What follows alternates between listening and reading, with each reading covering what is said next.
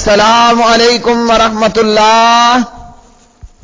پیارے بھائیوں اور میری معززات ماں بہنوں بیٹیوں، بلوغ المرام کتاب النکاح باب الحسانتی اولاد کی پرورش کا بیان، سبق نمبر ہے 247 247۔ بسم اللہ الرحمن الرحیم۔ عن عبد اللہ بن عمرو رضی اللہ تعالی عنہما ان امرأة قالت یا رسول اللہ صلی اللہ علیہ وسلم ان ابنی ھذا کان بطنی لہ وعاء وصدیی لہ سقاء وحجری لہ حواء وَإِنَّ أَبَاهُ طَلَّقَنِي وَأَرَادَ أَن يَنزِعَهُ مِنِّي فَقَالَ رسول اللہ صلی اللہ علیہ وسلم أَنْتِ أَحَقُّ بِهِ مَا لَمْ تَنْكِحِي رَوَاهُ أَحْمَدُ وَأَبُو دَاوُودَ وَصَحَّحَهُ الْحَاکِمُ۔ عبداللہ بن عمر رضی اللہ تعالی عنہما راوی فرماتے ہیں کہ ایک خاتون نبی صلی اللہ علیہ وسلم کی خدمت میں آئیں اور عرض کی، اے اللہ کے رسول صلی اللہ علیہ وآلہ وسلم، یہ میرا بچہ، میرا بیٹا، میری اولاد، میرا لخت جگر، میرا پیٹ میرے اس بچے کے لیے برتن تھا، میری چھاتی، میرا سینہ میرے بچے کے لیے مشکیزہ، میری آغوش اس کے لیے ٹھکانہ تھی۔ اس بچے کے باپ نے یعنی مجھے میرے خاوند نے طلاق دے دی ہے اور میرا خاوند مجھ سے بچے کو چھیننا چاہتا ہے۔ تو پیارے نبی صلی اللہ علیہ وسلم نے فرمایا، اس بچے کی تو ہی حقدار ہے جب تک کہ تو دوسرا نکاح نہیں کرتی۔ تو اس حدیث سے ہمیں یہ معلوم ہوا کہ اگر خاوند اپنی بیوی کو طلاق دے دیتا ہے تو بچہ ماں کے پاس رہے گا، اور اس کے تعلق سے آگے بھی احادیث آ رہی ہیں۔ اب اس عورت نے 3 باتیں بیان کی کہ میرا پیٹ اس کے لیے برتن تھا، میری چھاتی اس کے لیے مشکیزہ اور میری آغوش اس کے لیے ٹھکانہ، یعنی میرے سینے سے دودھ پیتا ہے، میری گود میں آرام کرتا ہے، اور باپ وہ بچے کو دودھ پلا نہیں سکتا، اور وہ کمائی اور بازار میں اور دنیا داری میں مصروف، تو بچہ اس کی آغوش میں ہم وقت رہ نہیں سکتا۔ یہاں اس حدیث کے اندر پیارے نبی صلی اللہ علیہ وسلم نے بچے کو ماں کے پاس رہنے کا حق دیا، اس صورت میں کہ عورت ماں بچے کو دودھ پلا رہی ہے، اور جب وہ دوسرا نکاح کر لیتی ہے، مزید آگے کہیں نکاح کر لیتی ہے، تو پھر اس صورت میں اس کا یہ حق ختم ہو جاتا ہے۔ اور اسی طرح کہا گیا نیل الاوتار وغیرہ میں کہ یہ حدیث اس بات کی دلیل ہے کہ والدہ بچے کی نسبت، بچے کی زیادہ، والدہ باپ کی نسبت بچے کی زیادہ مستحق ہے۔ اگلی حدیث، عن ابی ہریرہ رضی اللہ تعالی عنہ ان امرأة قالت یا رسول اللہ صلی اللہ علیہ وسلم ان زوجی یرید ان یذهب بابنی وقد نفعنی وسقانی من بئر ابی عنبۃ فجاء زوجها فقال النبی صلی اللہ علیہ وسلم یا غلام هذا ابوک وهذه امک فخذ بید ایہما شئت فاخذ بید امہ فانطلقت به، رواہ احمد والاربعۃ وصححہ الترمذی۔ سیدنا ابو ہریرہ رضی اللہ عنہ راوی، ایک عورت پیارے نبی کے پاس آئیں اور عرض کی کہ اے اللہ کے رسول صلی اللہ علیہ وسلم، میرا خاوند مجھ سے میرا بچہ چھیننا چاہتا ہے، لینا چاہتا ہے، حالانکہ میرا بچہ مجھے فائدہ دیتا ہے، اور میرا بچہ جو ہے وہ ابو عنابہ ایک کنویں سے مجھے پانی بھی بھر کے لا کر دیتا ہے۔ اسی اثنا میں اس عورت کا خاوند بچے کا باپ بھی آ گیا، تو جب دونوں جمع ہو گئے، باپ بھی اور ماں بھی، نبی صلی اللہ علیہ وسلم نے بچے سے فرمایا، اے بچے، یہ تیرا باپ ہے، یہ تیری ماں ہے، تو ان دونوں میں سے جس کا چاہے ہاتھ پکڑ لے، یعنی باپ کے ساتھ جانا چاہتا ہے تو باپ کا ہاتھ پکڑ، ماں کے ساتھ جانا چاہتا ہے تو ماں کا ہاتھ پکڑ لے۔ اور اس بچے نے ماں کا ہاتھ پکڑ لیا اور یہ ماں بچے کو لے کر چل پڑی۔ تو پیارے بھائیو، اس حدیث سے بھی ایک اور بات معلوم ہوئی کہ بچے کو اختیار دے دیا گیا وہ ماں کے پاس جائے یا پھر جو ہے وہ اپنے باپ کے ساتھ جائے۔ اور یہاں میں آپ کو ایک اضافی بات بھی بتا دوں کہ ماشاءاللہ سے ہمیشہ بچوں کا رجحان ماں کی طرف اکثر زیادہ جاتا ہے، جیسے اس سے آگے کی حدیث کے اندر بھی یہ مسئلہ آ رہا ہے۔ تو ایک رات ایسا ہوا کہ میں نے اپنے بچوں سے کہا کہ آپ کو اگر ہم پولنگ کریں، آپ ووٹ اپنی ماں کو دیں گے یا مجھے دیں گے؟ تو میرے بچوں میں سے سوائے ایک کے باقی سب نے کہا کہ ہم اپنی ماں کو دیں گے۔ تو حدیث کے اندر بھی الحمدللہ ہمیں یہی مل رہا ہے کہ ماں کا پلڑا پہلو زیادہ بھارا اور وزنی ہے۔ اس حدیث میں بچے کو اختیار دیا گیا کہ وہ ماں کے پاس رہنا چاہے یا باپ کے پاس، اور اس حدیث میں والدہ کو زیادہ حق دیا گیا ہے۔ تو اس کے تعلق سے امام ابن قیم رحمہ اللہ کا کہنا ہے کہ جس امر میں بچے کی مصلحت اور خیر خواہی ہو اسے اختیار کرنا چاہیے۔ اگر ماں باپ کے مقابلے میں صحیح تربیت و پرورش اور حفاظت کرنے، اگر ماں باپ کے مقابلے میں زیادہ تربیت پرورش کرنے والی ہو تو پھر ماں کو باپ پر مقدم کیا جائے گا،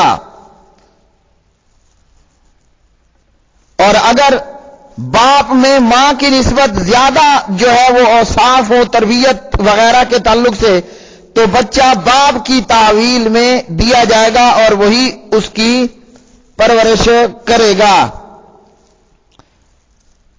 اور اس سلسلے میں امام ابن قیم رحمہ اللہ کی بات زیادہ درست ہے دیگر کے اقوال کے مقابلے میں۔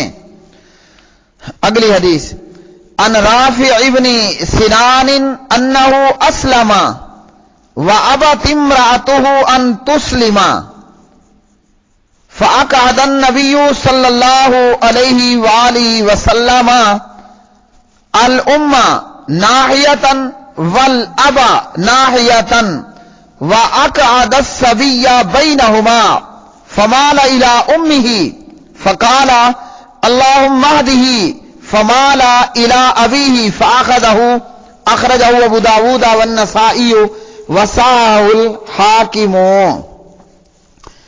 حضرت رافع بن سنان رضی اللہ تعالی عنہ سے روایت ہے کہ وہ مسلمان ہو گئے اور رافع کی بیوی نے اسلام قبول کرنے سے انکار کر دیا۔ چنانچہ نبی صلی اللہ علیہ وسلم نے ایک طرف ماں کو اور ایک طرف باپ کو بٹھا دیا، اور پیارے نبی صلی اللہ علیہ وسلم نے بچے کو دونوں کے بیچ میں بٹھا دیا۔ بچہ اپنی ماں کی طرف مائل ہوا، یعنی بچے کا ارادہ یہ ہوا کہ اپنی والدہ کی طرف جائے۔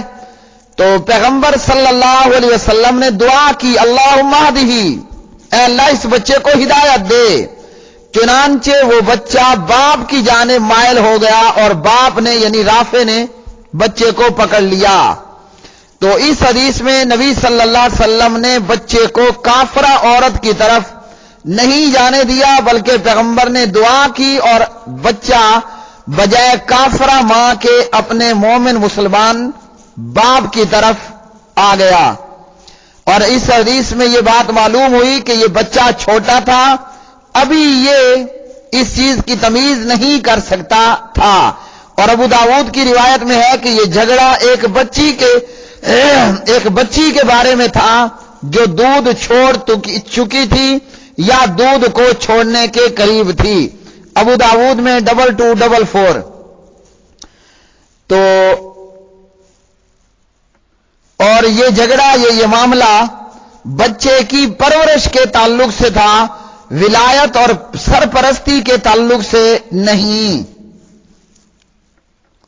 اور مسلمان بچہ مسلمان باپ کے پاس رہے گا.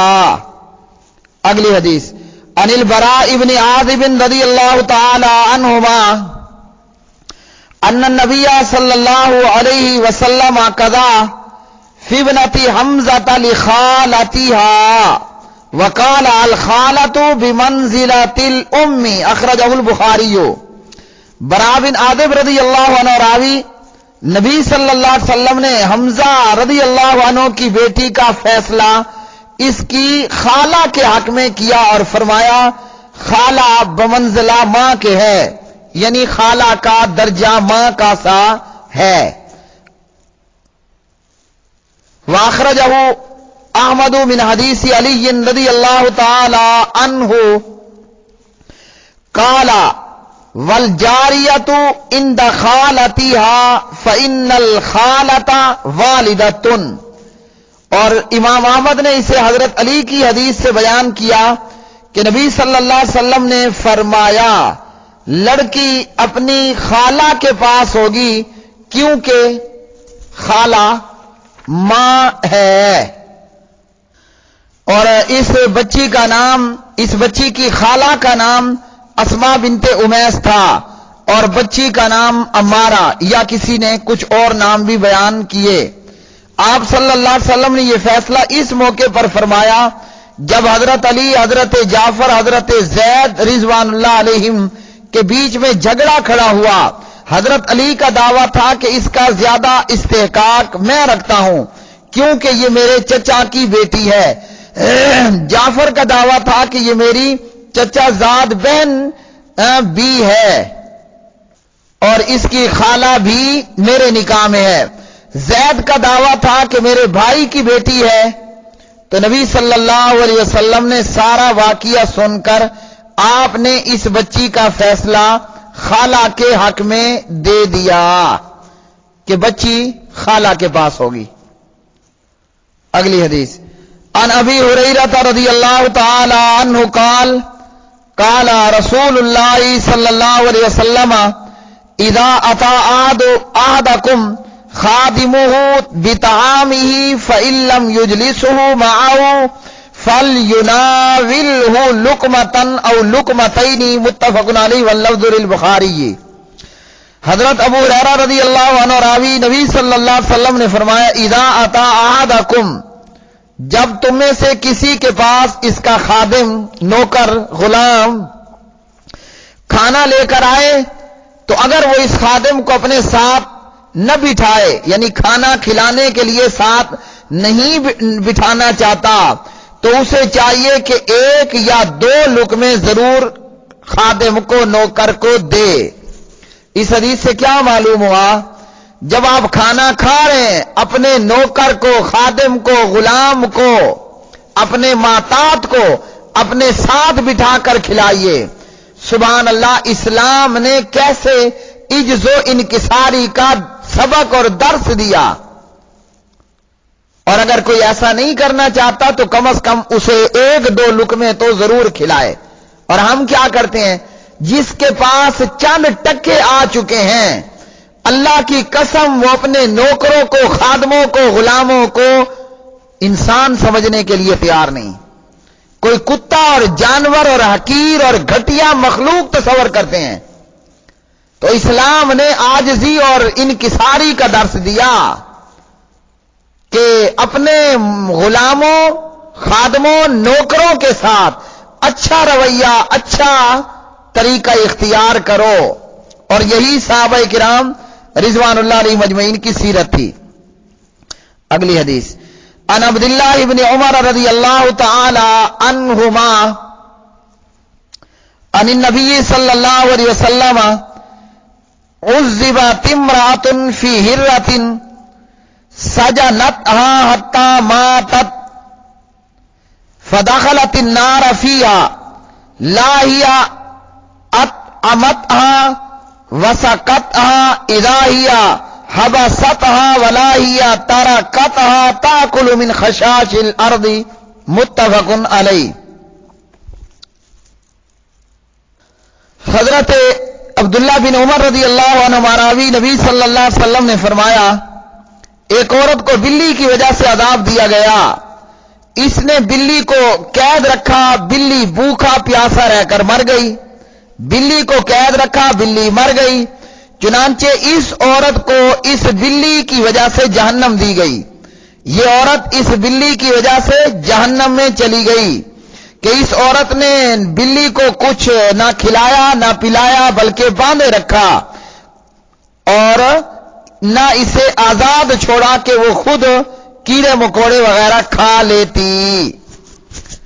تو اس حدیث سے یہ معلوم ہوا کہ عورت کو بلی کو کھانے پینے سے روکنے اور بھوکا رکھنے کی وجہ سے جو ہے وہ جہنم ملی۔ بلی اور ایسی کوئی بھی چیز اگر نقصان پہنچائے اور اپنے نقصان کو روکنے کا کوئی ذریعہ نہ ہو اس کو مارنا جائز ہے، لیکن کسی پر ظلم کرنا کہ اس کو بھوکے پیاسے رکھ کر مارنا یہ حرام ہے۔ دشمن کو بھی مارنا ہے تو ترسا ترسا کر تڑپا کر نہیں مارنا، اس کو کھلائیے پلائیے اور اگر اس کو قصاص میں مارنا ہے تو پھر ماریے، لیکن یہ کہ اگر کسی کو بھوکا رکھا پیاسا رکھا تو یہ ظلم۔ اگر بلی کو بھوکا پیاسا رکھ کر مارنا جہنم میں جانے کا باعث ہے تو انسانوں کو بھوکا پیاسا کرنا اور پھر بھوک پیاس سے ان کو تڑپا کر مار دینا یہ کتنا بڑا پاپ اور گناہ ہوگا۔ اور حافظ ابن حجر رحمہ اللہ سبحان اللہ یہ حدیث کیوں لائے یہاں اس باب میں اور اس کتاب النکاح کے اندر؟ اس لیے لائے تاکہ ذمہ داروں کو اور پرورش کرنے والوں کو ان کی ذمہ داری کے تعلق سے متنبہ کیا جائے، خبردار کیا جائے کہ جس کی کفالت کی ذمہ تمہارے اوپر ہے، اگر تم نے ان کی ضروریات کو پورا کرنے میں سستی کی، کوتاہی کی تو دیکھ لو بلی کو بھوکا پیاسا رکھنے پر جہنم مل رہی ہے، اپنے ماتاتوں کو زیر کفالت لوگوں کو اگر بھوکا پیاسا رکھو گے تو کتنی بڑی جہنم کے حقدار بنو گے۔ ایسے لوگ اللہ کا دیا بہت کچھ ہے مگر بیوی بچوں پر خرچ کرتے ہوئے موت پڑتی ہے، اور دیا ہوا سب کچھ موجود مگر نوکر چاکروں کو کھانے پینے کے لیے نہیں دیں گے تو وقت پر نہیں دیں گے تو پوری طرح نہیں دیں گے۔ تو جب بلی کے ساتھ زیادتی پر جہنم ہے، ہم اپنے معاشرے میں دیکھتے ہیں کئی لوگ ایسے ہیں سب کچھ موجود مگر بیوی کی جائز ضروریات پوری کرنا کوئی نہیں، سب کچھ موجود مگر بچوں کی ضروریات کھانے پینے اور ان کے معروف اخراجات کو پورا نہیں کرنا، اور اسی طرح نوکروں اور چاکروں کا معاملہ۔ تو اللہ تعالی حافظ صاحب سے راضی ہو، حافظ ابن حجر رحمہ اللہ تعالی یہ حدیث لائے کس قدر خوبصورت موقع پر کہ بلی کو بھوکا پیاسا رکھنے پر مار دینے پر جہنم ہے۔ ظالموں جو سب کچھ ہوتے ہوئے اپنے محتاطوں پر بیوی بچوں پر خرچ نہیں کرتے ہو اور ان کو ترسا کر بھوکا رکھتے ہو، عرش والا کتنا ناراض ہوگا اور یہ کتنا بڑا پاپ ہے اور کس قدر بڑا عذاب ہوگا۔ یہ آج کا سبق نمبر 247 247 تھا۔ وآخر دعوانا ان الحمد للہ رب العالمین۔